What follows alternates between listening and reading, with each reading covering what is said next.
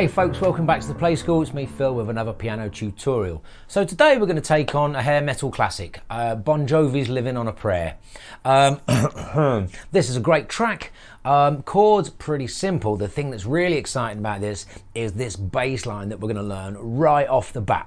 So print out your chord sheet from below. As ever, I'm going to take you through this bass line and then a bit of like chords, structure, bit of rhythm technique, and then at the end there's some extra jazz just to make it all come together. So let's do it. Okay, so this song is in the key of E minor. That is going to be E, F sharp, G, A, B, C, D, E, kind of. This is in a true E natural minor actually, because that's the same key as G major, for those of you who are interested in that kind of thing. And we actually are going to use a D major chord and a C major chord, which means that we're actually playing in the natural minor. So anyways, what I really want you to know about is this intro, okay? Okay, now, I'm going to play it right. Let's learn it up here so you can see more clearly, but really it lives down there. I'm just going to play it here for a second, okay? Now, what I want you to think about is that this intro has three notes, and they are E, B, and D, okay? And actually, we're going to go E, E, B, D, E, E, B, D, E, E, B, D, E, E, B, D, right?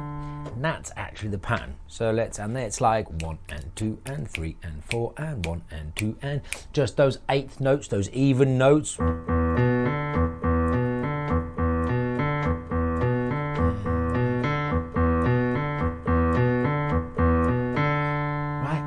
That's going to go throughout basically the whole song. Now, the trick to making this sound exactly like that record is that instead of your two E's being at the bottom, the first pair, so we've got two pairs, right? First pair, second pair. The first pair is not E, E, it's E, E, up the octave, right? That might have sounded like a convoluted way of explaining just different notes, but it can be a bit confusing, I find, so that's how I think about it, right? So there's our regular, and there's the octave up. But it's still E, E, B, D, E. Right? Now, if we take this down here, oops.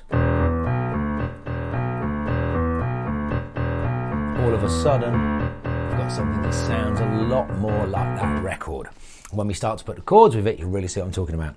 Okay, so let's start. The first kind of noticeable chord is not an E minor, I don't think. But there is a kind of general mood. So if you were going to play this, there's kind of some synth kind of stuff going on. You'd start with an E minor chord. Okay, so let's work this out. E, skip F sharp, play G. And when I do this, I'm always thinking in the key that we've talked about at the beginning. This is what the skip one, play one thing is about, right? Sometimes we have to alter one of the notes, but if we play one note, skip one, play one, in the scale of E minor, we will always get a chord that occurs in that scale. It might not be the chord that we want, like I say, we might have to change a major into a minor, but it will give us the root position triad around which our chord is based, okay? So, again, E, skip F sharp, play G, skip A, play B. Now, we want it here. Take the E, put it on the top. Invert the chord, literally take the bottom, put it on the top. That's what that, I talk about that a lot. That's what that means, just to recap. So now,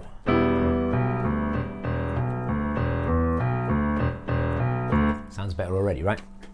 Now we are going to go. Our little kind of build-up chords in the intro here are just like a C and a D and an E minor to get back to where we are, right? And this is a lovely change. Our C chord would be C, skip D, play E, skip F sharp, play G. Now, we're going to take our C to the top once. There we go. And then we're going to invert it again, right? Which puts our E on the top. Which hopefully the eagle-eyed amongst you have noticed means that we are just 1, note away from our E minor chord. So there's your change, E minor to C. Now, a D chord and a C chord, and indeed an E minor chord and a D chord, because they're adjacent notes, they do not share any notes. So we will just find that D here. D, F sharp, A, D, skip E, play F sharp, play G, play A, skip G, sorry, play A. Then we'll take the D and put it on the top. There we go. So we've got a D chord, which is not too far away from our C chord. Remember when you play this, you're going to get your thumb up to this black note, which is a little inconvenient, but remember that this gap in between the black notes here, that's what that's for, to get your finger in, and actually with probably your ring finger up here, get those fingers in there to make it easier to reach. Don't see like kind of twisting around like that, right? And then after we've done our D, we're actually going to just step in, still diatonically, still in the scale, up to E minor. So F sharp goes to G, A goes to B, D goes to E. If you think about the shape of that chord, we had two notes kind of out there, two notes at the bottom, and one note kind of stuck out on the top. I sometimes refer to that as a bottom heavy chord, and we're stepping up, keeping our pinky on the E. That's a clue, because that's the chord we're after, and then keeping the two notes just slightly away from evenly spaced, right? So we've got C chord, D chord, E minor chord.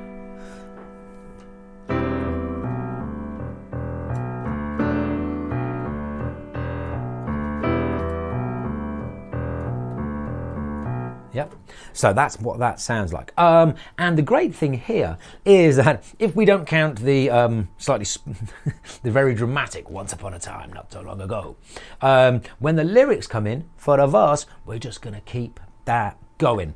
Time used to work on the docks. Union's been on strike. He's down on his luck. He's tough. So tough. Gina works the diner all day, working for a man. She brings home a pay her love. For love. And that is how your intro and your verse go. Okay, so now we've got this pre-chorus. She says, you gotta hold on to what we've got. And actually, the great thing here is that we're on the same three chords. You gotta hold on to what you've got. It doesn't make a difference if we make it or not. Yeah, so first of all, let's deal with the timing, because we need to have a difference, right? So, for love, for love, for love. She says you've got to hold on to what we've got. So that is 1, 2, 3, 4, 1, 2, 3. Yeah, that's where your changes lie. And you can probably just kind of pick those up. It's pretty quick, this tune. It says you gotta hold on to what we've got. Doesn't make a difference if we. Yeah, we want to bring out that eighth note thing. That's your first big change there, right? 1, 2, and 3, 4. 1, 2, 3, 4. 1, 2, 3, 4.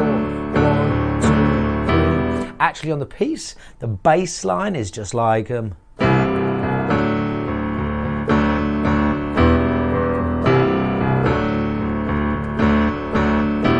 yeah, so you could just pick out those eighth notes with the bass with the left hand, and that's just going to trim it down to one hand for a second so you can see. 1, 2, 3, 4, 1, 2, 3, 4,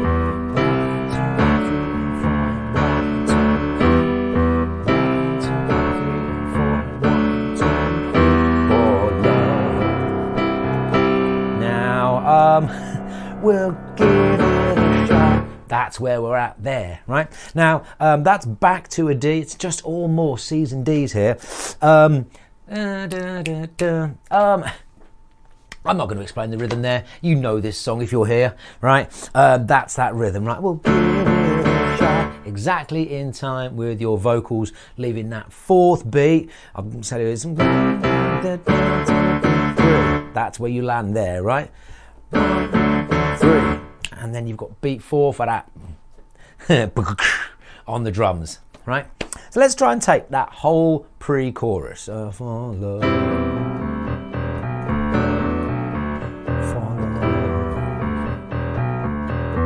says you gotta hold on to what it doesn't make a difference if we make it on now.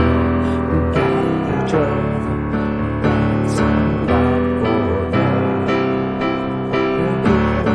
a lot for love. And there you are, into the chorus.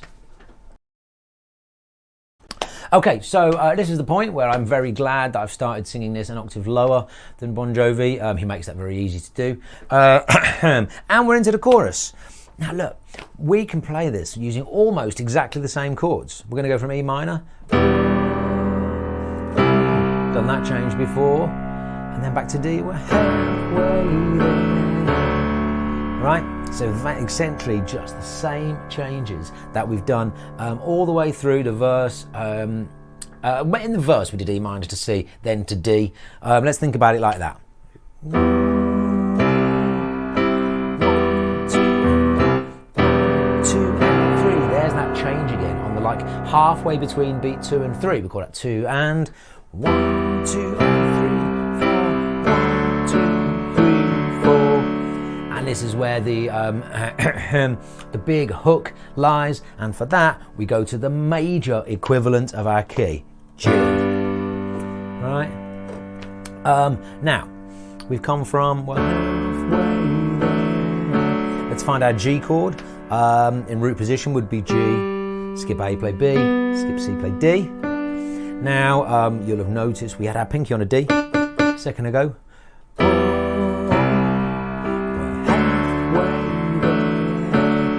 We'll go back to G and B.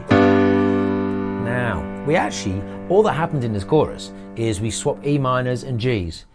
E minor, C, D, D, D, D, G, C, D, D, D, D. Yeah, so the second time around, we'll go from G. Now we want to get to a C chord. From a G to a C is another lovely change. It's a classic piano move. You keep your thumb where it is and then expand your hand away.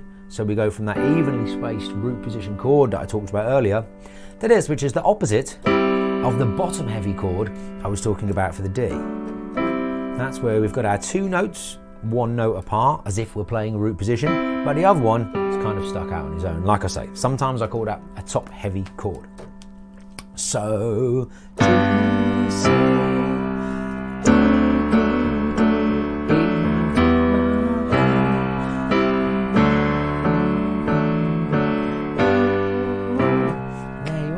that is all your changes for the chorus. So let's just take from the pre-chorus. That's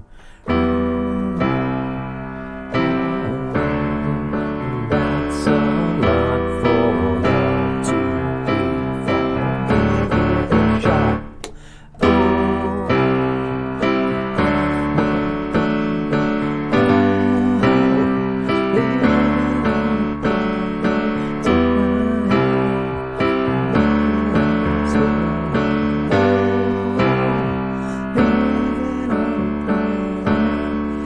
First time round.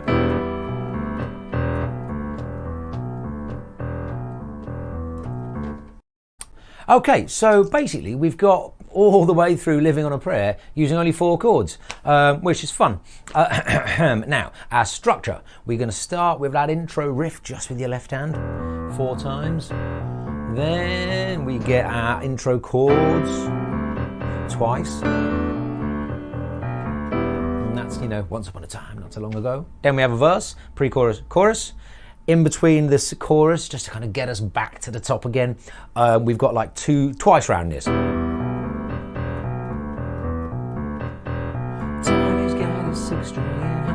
And then you're into verse 2, that would be. And then we do the pre-chorus, then we do another chorus. And then this is where we get into our kind of we get the guitar solo. So the first thing you need to know about when we do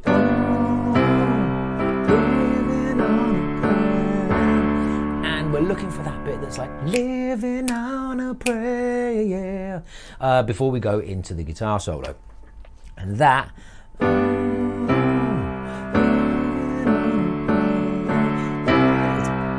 basically it's a C chord, but I think officially it's C sus2. So we're going to sus chord and quickly talk about those. Let's take a C chord in root position. There's a C. Now, for the 2, we have to briefly think in the key of the chord we're playing, not the key of the song. So the 2 in a C scale, it's probably one that all of us know, is a D. Right? So if we add that to the chord, we've now got C with a 2 in it.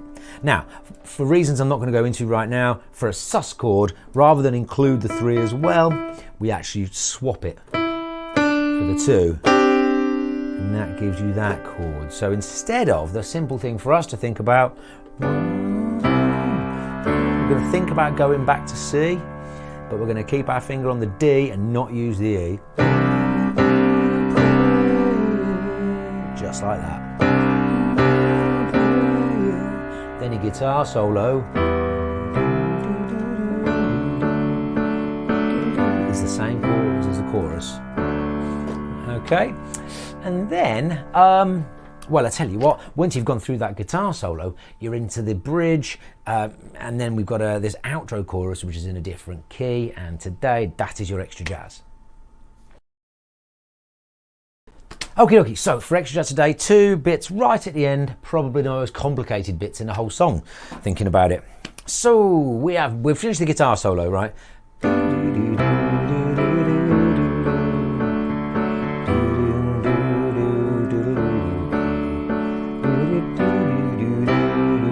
Now, where here, ordinarily, you would go to a D, right? Or with the twice we've played it so far, we're actually going to go it's back to an E minor. And that is going to lead us into, well, I've called the bridge, I mean, it's basically like half the pre-chorus, okay? So once you've hit your E there, you're going to go, we've got to pull, ready or not, you love for the fight when it's all that you got. Now, all of those bits have happened before, they've just never really happened like this. Okay, so this, all we know, right?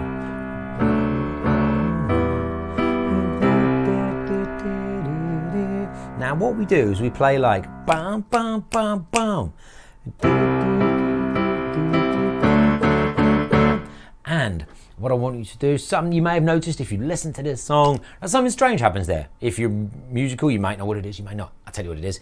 It's 3 beats in that measure, just for the 1. And so I told you this rhythm, it's kind of like 1, 2, yeah, and it lands on the 3, where most in the 2 choruses before, we've had right, and a nice guitar slide down. And this one, not there. Straight in afterwards, okay? Let's just play through that kind of bridge, okay? So, guitar solo.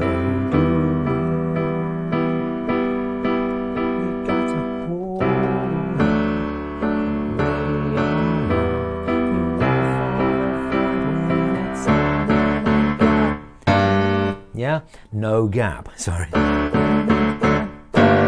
Yeah?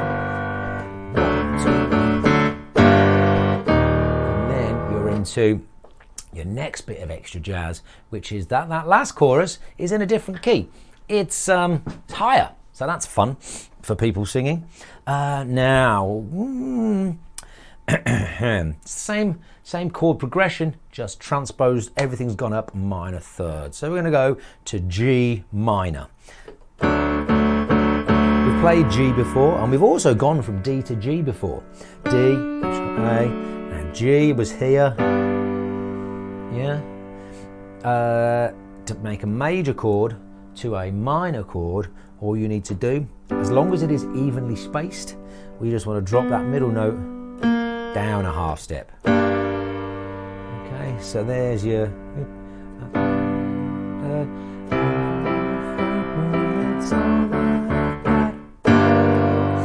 hit that. Think about key tempo changes, time changes I should say.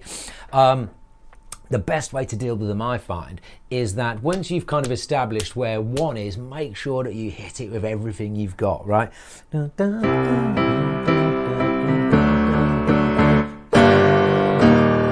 and then everybody knows, well, that was a big noise, that must have been one, right? I guess is one way of thinking about it. So there, right, we're on G minor. To go, our next chord is going to be E flat. These changes are as similar as the first ones because the chords are related in the same way. We're in slightly different inversions, so they're not going to be exactly the same, but I'll show you what I mean. So from G minor, we're going to E flat. I should tell you, I guess, that we're no longer in the key of E minor. We have gone into the key of G minor, right? And so what we're going to do here is we're going to change to E flat, which just means we want to move that finger from D to E flat, because E flat and G minor only have that note that is different. So we're going to go from G, B flat, D to G, B flat, E flat, and then we're picking up an F chord in its root position.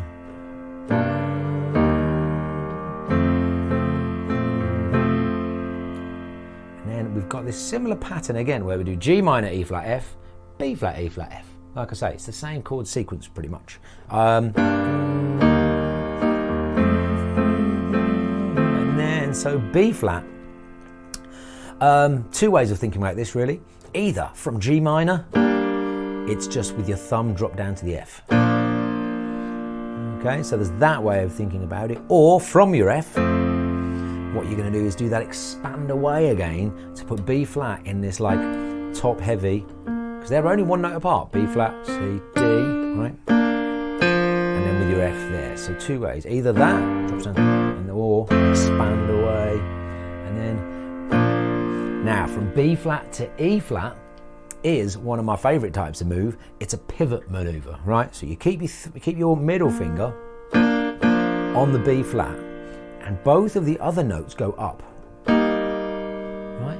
So we go from B flat into E flat, just where we had it before, but now we can just use that as like an anchor, and then we'll go back down to the F.